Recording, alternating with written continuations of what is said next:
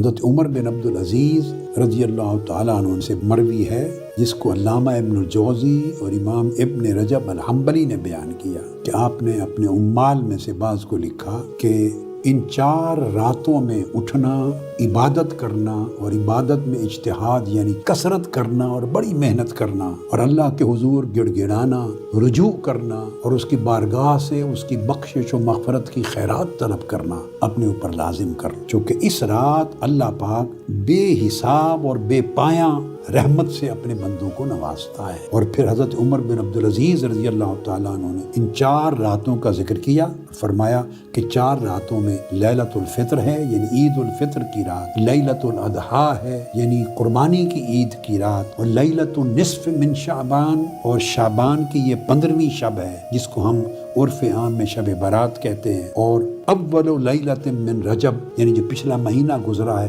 رجب کے مہینے کی پہلی رات۔ اب یہ جو ذکر میں نے کیا علامہ ابن الجوزی نے، ابن رجب الحنبلی نے، حافظ ابن حجر عسقلانی نے تلخیص الحبیر نے، تو بہت سارے ائمہ نے۔ پھر ایک قول امام بیہقی نے حضرت امام شافعی رضی اللہ تعالیٰ عنہ کا روایت کیا ہے، اور امام شافعی فرماتے ہیں کہ ہم تک اوپر کی نسلوں سے یعنی سلف صالحین سے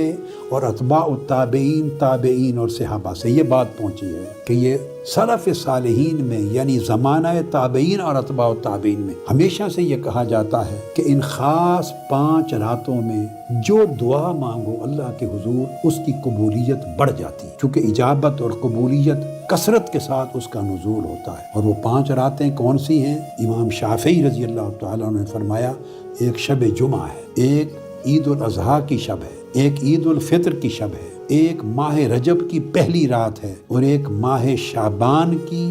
نصف شعبان کی یہ رات شب برات۔ اسی طرح ایک اور قول علامہ ابن تیمیہ کا آپ کو بیان کرنا چاہتا ہوں، جسے انہوں نے اپنے مجموع الفتاویٰ میں درج کیا ہے۔ علامہ ابن تیمیہ کہتے ہیں کہ ماہ شعبان کی نصف کی یہ رات شب برات جس کو کہتے ہیں، اس کے بارے میں کوئی شک نہیں کہ اس کی فضیلت میں حدیث روایت ہوئی ہیں، کثرت سے آثار روایت ہوئے ہیں، اور سلف صالحین کی بہت بڑی تعداد سے یہ آثار مروی ہیں، اور وہ اس رات میں خصوصیت کے ساتھ نماز پڑھتے اور عبادت کرتے۔